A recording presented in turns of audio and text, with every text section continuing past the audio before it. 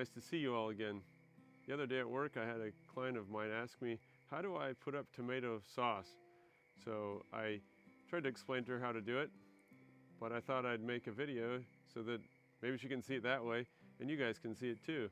And of course, I brought my wonderful wife with me at the moment, and she can help fill in where I make mistakes. So this will be a video explaining how to make tomato paste or sauce for your pizzas, for spaghetti, and that kind of thing. Any tomato base you need for your cooking. So the first thing, of course, is to pick your tomatoes. You gotta pick them or buy them.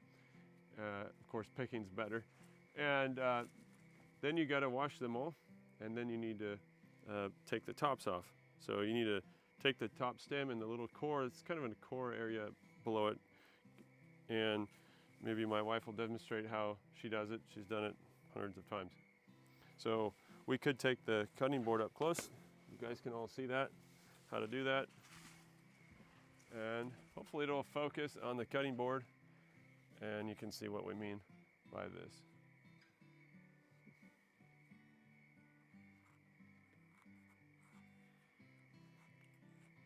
So you want to cut, of course, the stem, and then it's kind of just an angle below it.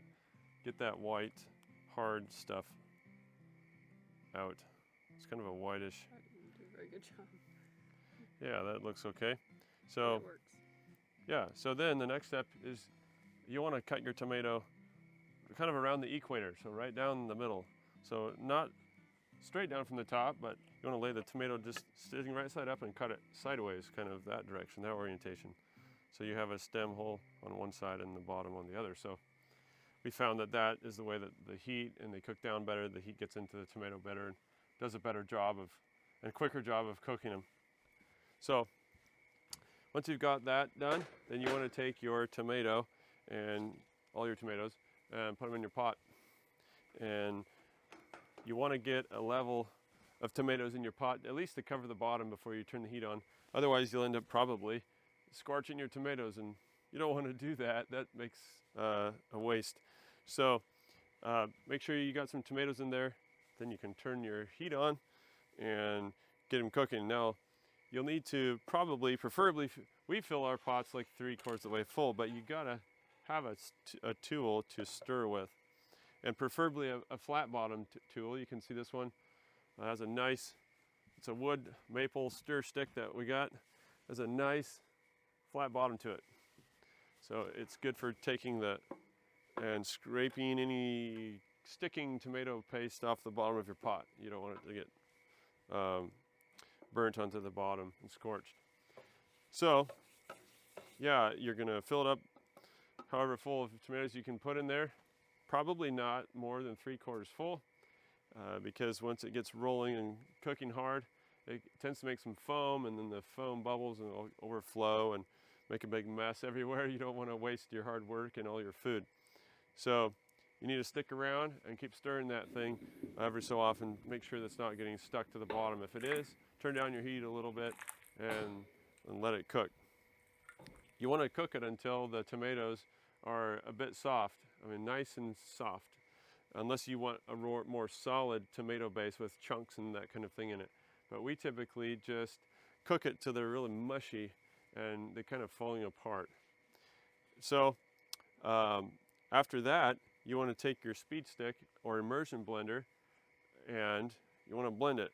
So stick it right in there and just blend away until usually your blending mix will start circulating in your pot, and she'll demonstrate that now.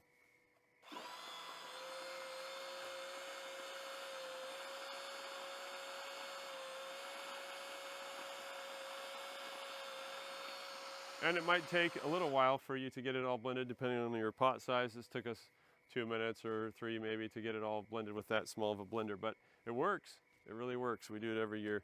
So another way you can also do that is to take and run your tomato paste in your Vitamix. You can just fill up your Vitamix canister and stick it in your Vitamix and blend it up, dump it into another pot, and just keep doing that until it's all mixed up. One question that people have asked us is, what about the tomato skins? And the answer is we leave them on. We believe that it actually helps solidify, make a thicker paste later on in the process. It actually helps the paste thicken up. So we leave them on. And besides that, I think there's probably some good nutrition in there that God created, and probably it's good for you. So we leave them on, and we don't think it's worth the hassle to try to skin the tomatoes and remove all the skins. It just doesn't make any sense for us. So after that is done, you want to turn your heat back on, and typically we would cook it off longer. So if you want a nice thick paste, then just cook it off. Make sure you're there to stir it, and make sure that the bottom doesn't get scorched. And after you've reached your desired consistency, next step is to put it into jars. And so my wife here, she'll put some into a jar, get a nice ladle or a nice scooper, like a 2-cup scooper or something like that. Use a nice little funnel. You don't have to have a red one, of course, but use a nice funnel to get it into the jar. Make sure your jar's not sitting on something cold. You don't want to have a cold jar and putting very hot tomato paste into it. Sometimes that will cause the jar to have shock in the glass, and it will break the bottom out of the jar. So fill up your jars until they are about a 1/2 inch from the top, and then you can put your lids on. So one thing I'm going to say though is that before we put them in the jars, the FDA typically recommends to add some acid, and that is to inhibit the growth of any bad bacteria, any foodborne pathogens that might be in the food, and make you sick or your loved one sick. So anyways, after you get that acid added to your batch, then you could put them into your jars. You can look online and see how much the FDA recommends to add to your food.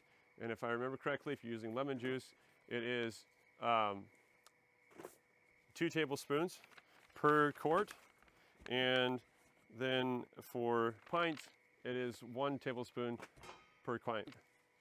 And then for citric acid, which is a bit stronger, you can use 1/2 teaspoon for a quart, and of course a 1/4 teaspoon for a pint. That will keep the foodborne pathogens or whatever it might be from multiplying in your sauce and making you sick or your loved one sick. So you want to do that if that's something that's concerning to you. My wife and I, our family, we haven't found that to be an issue, and so we haven't done that. But what you might want also to keep in mind is a pot that is stainless steel. I highly recommend a pot that's stainless steel, because an aluminum pot, knowing that this is an acidic tomato base, that will react with the tomato base, and it actually will put a little bit of aluminum in your food. If you know anything about chemistry, acid and aluminum, it's not a good idea. And so aluminum, for us anyways, is a no-go. We always use stainless steel pots in our cooking, especially with tomato based products. So that's an important thing. So you'll take your jar before you stick your lid on it, and you want to wipe the top of the glass rim. You want to wipe that, make sure it's nice and clean, so that when you put the seal on, that it will seal well. And then you want to have your seals in another small, we typically put it in a small little pot, just a pile of little seals in there, and put it onto the stove and get it warm and maybe just lightly bubbling or just nice and warm. And we'll take them out of there and put them on here. The reason is, especially if you're reusing seals, but the reason is that the rubber gets nice and soft and squishy, and it will do a better job sealing if a more successful batch of canned goods.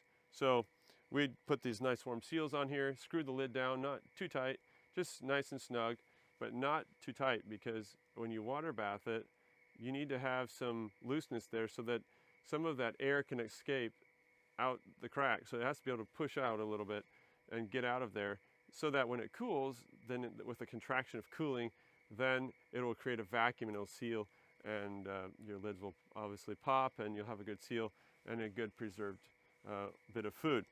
So then you want to take them and put them into your water bath canner. Typically we would do 1 or 2 layers. We have another big pot, and we sometimes do 2 layers of jars in one batch, one on top of the other.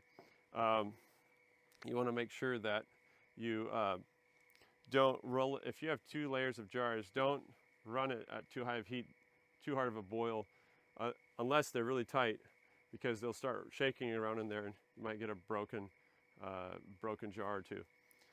So when you water bath, you want to have your water above the top of your jars, of course, and boil them. And the time is from the time that it starts boiling.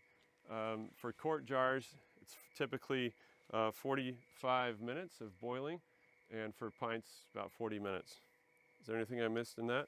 And then you can start your timer when it's nice and boiling and let it go for 45 minutes. When it's done, turn it off. You can let it just simmer down. Get your jar handlers, those little nice grabber things that will grab the jar around the top of right under that flange there on the neck. And we usually take them out and we put them onto something like a towel or something like that. We usually just put some towels out, something that is kind of insulating and not a hard metal or granite surface, because if it's something that's cold or that can absorb heat really fast, then it'll make a glass shock in the bottom of your jar and possibly break the bottom of your jar off. We've had that happen. It's not any fun to have that happen. So just telling you those little tips and tricks. Put it onto something, a wood cutting board, it works too. A wood surface chopping block or something like that also works, but nothing that is like metal or granite or anything that's really cold. Make sure it's an insulating surface or a warm surface. And then you can let those jars cool, and you should hear them popping after a little while, and before you know it, they're ready to put on the shelf into your storage room, and you got some food for the winter.